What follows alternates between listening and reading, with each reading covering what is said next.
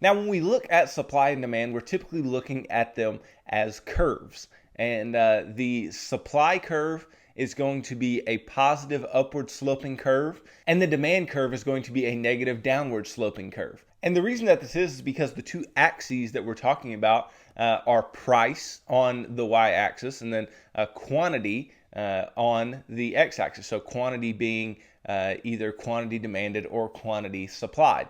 And so basically what we're looking at here, if demand is a downward sloping curve, right, that means that as the price drops, there will be greater demand.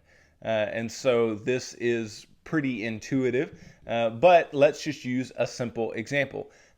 Obviously, if you are going to the grocery store and you're purchasing something off of the shelf and it costs $5, and you purchase that thing for $5, everything cool. But let's say next week it was marked down to $1. Well, why is it marked down to $1? It's marked down to $1 so the grocery store can get people to actually buy that thing, so they can increase the demand for that product. So that's why you see a downward negative sloping demand curve, because as you see greater demand, obviously the price must be lower, and then the opposite is true. As price is higher, demand is typically lower, because as the prices of goods continue to increase and increase and increase, there are fewer individuals that are either able to or willing to pay for whatever that is, and therefore you see that decrease in quantity demanded.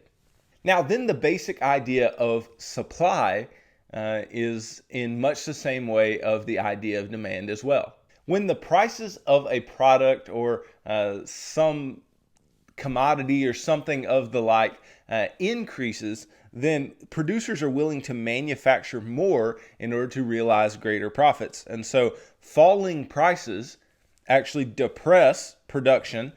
So the lower prices are, the less the supply of a particular good or product will be.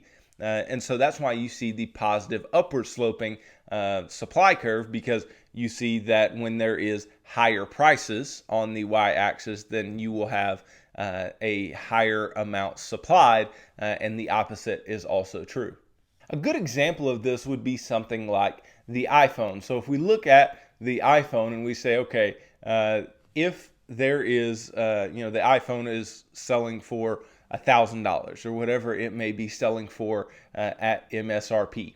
Well, Apple, being a company that has a product that many people want, and there's a lot of brand recognition, and people want to purchase that product, very, very often. People are buying new iPhones every single day because it is a very recognizable brand, very user-friendly brand. Then what ends up happening, and what could happen, is that Apple increases price, and price continues to go up because there are more and more people wanting to purchase Apple iPhones. And then Apple may say, well, let's just make a lot of these, because the more we can make and end up selling, the more profits we can make, because prices are higher. And so that's what can end up happening. But you see the demand portion of that, because that was pushed by the fact that there was actually demand for the product in the first place. And so with the increased demand for the product, it shifted that demand curve. So what ends up happening is you have that downward sloping demand curve, and that demand curve shifted to the right because there was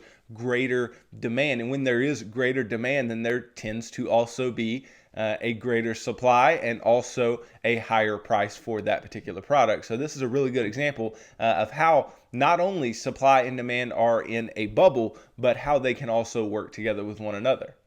Now, the thing about supply and demand is that a proper balance has to be achieved where both parties, the purchaser of a product and the maker of a product, the consumers and the producers, where they are both able to engage in ongoing business transactions to the benefit of them both. Therefore, the price of some product cannot just fly into the stratosphere. It can't just continue up and up and up and up and up all the time. There has to be at some point that the consumer will say, well, I'm not going to buy this anymore.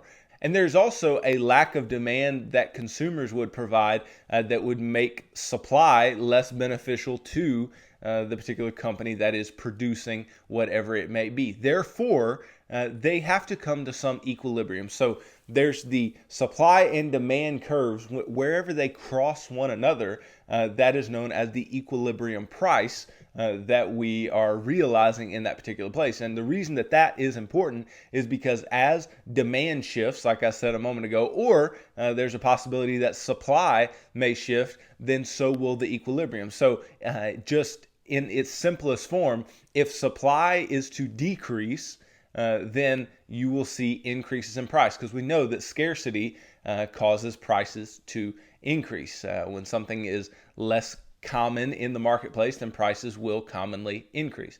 And that's how it would work if you were to shift the supply curve to the left in the supply and demand curve graph. And then similarly, if the supply curve were shifted to the right, if there's more supply, meaning there is more product out on the shelves, then you're going to see lower prices. And why is that? Because if you see more of something in the market, if it's not very scarce, if anybody can get their hands on it, then the price will decline. And so that is how it would work with supply. But with demand, increases in demand increase price, right? Because if more people want something, the way that you can counteract that as a particular company or a producer is to increase the price of whatever it is. And then obviously less demand will be lower prices because, I mean, if nobody wants what you have, you can't sell it for a very high price premium. And so there will be lower prices for things with lower demand.